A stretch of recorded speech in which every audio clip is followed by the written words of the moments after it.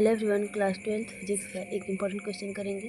Question में कह रहा है कि C1 माइक्रोफैरड तथा C2 माइक्रोफैरड धारिता के दो संधारित्रों को समांतर क्रम में जोड़ने पर तुल्य धारिता 20 माइक्रोफैरड है। यदि उन्हें श्रेणी क्रम में जोड़ा जाए तब तुल्य धारिता 4.8 माइक्रोफैरड हो। तब C1 व C2 की धारिताओं में अनुपात ज्ञात कीजिए। तो यहाँ पे हमें दो स्थिति दिया है। तो सबसे पहली स्थिति में इसने हमें समांतर क्रम में बोला है।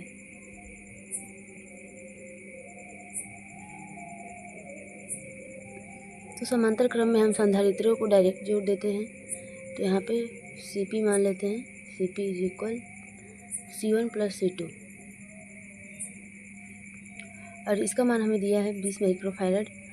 तो यहाँ से हो जाएगा C1 plus C2 is equal 20 हो जाएगा। इसे हम इक्वेशन 1 मान लेते हैं। उसके बाद हमें श्रेणी क्रम में बोला है, तो दूसरी स्थिति इसकी है श्रेणी क्रम की।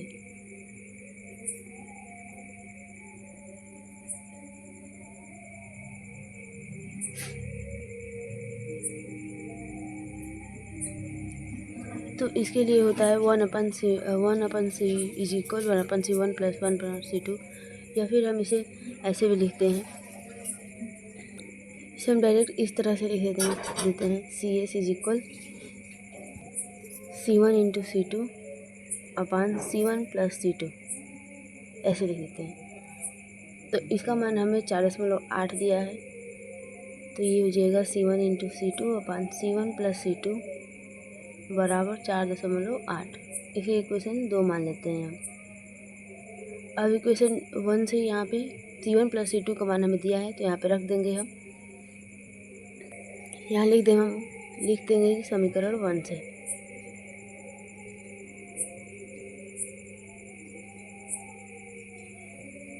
तो ये हो जाएगा C1 इंटू C2 अपान C1 प्लस C2 की जगह पे 20 रख देंगे और यहाँ पे हो जाएगा 4.8।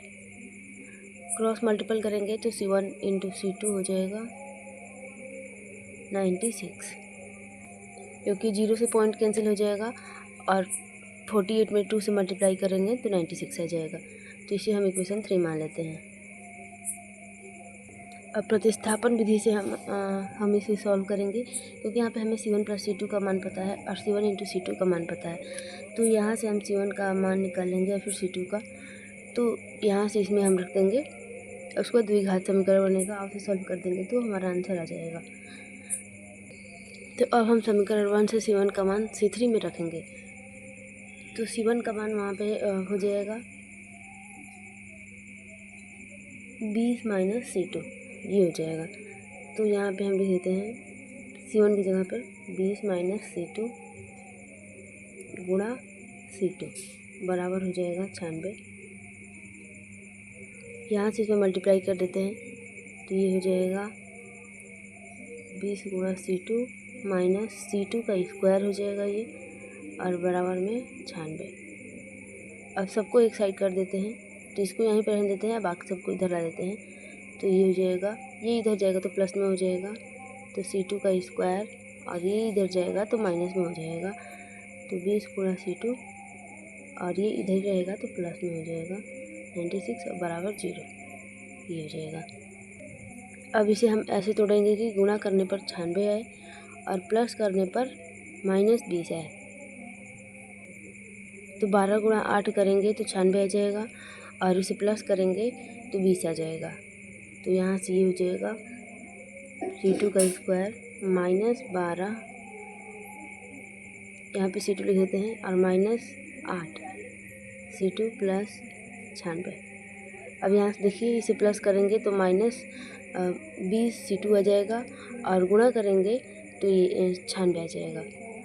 तो यहाँ से दोनों में ये कॉमन हो जाएगा C2, यहाँ से बचेगा C2 -12 और यहाँ से हम -8 कॉमन ले लेते हैं, तो ये बचेगा C2 और ये हो जाएगा प्लस माइनस माइनस, और ये कटेगा तो 12 हो जाएगा।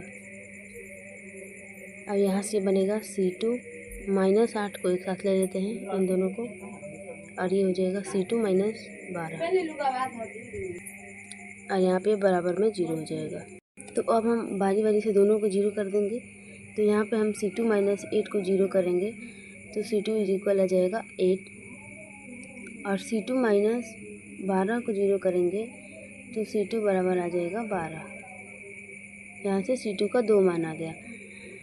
तो हमें तो केवल एक ही मान चाहिए, तो हमें क्वेश्चन में कंडीशन दिया है C1 is greater than C2, ये होना चाहिए, और C1 प्लस C2 बराबर 20 है। तो यहाँ से अगर हम C2 का मान यहाँ से 12 रखते हैं तो C1 का मान 8 आएगा, जो कि C2 से छोटा है, लेकिन यहाँ पर तो C2 से बड़ा चाहिए C1, तो इसीलिए हम C2 का मान यहाँ पे 8 रखेंगे। यहाँ पे ये वाला हमारा आंसर सही होगा। यहाँ पे हम लिख देंगे चूँकि C1 is greater than C2, इसलिए C1 इज इक्वल 12 और C2 इज इक्वल हो जाएगा 8। अब यहाँ पे दोनों का हमें रेशियो निकालना है, तो यहाँ से करते हैं C1 अपन C2 बराबर हो जाएगा 12/8, और यहाँ से कटेगा, अब 4 से कटा देते हैं दोनों को, तो यहाँ से 3/2 आ जाएगा। तो रेशियो के फॉर्म में लिखेंगे तो C1 ratio C2 is equal हो जाएगा 3/2। यही हमारा आंसर हो जाएगा। थैंक यू, मिलते हैं अगली वीडियो में।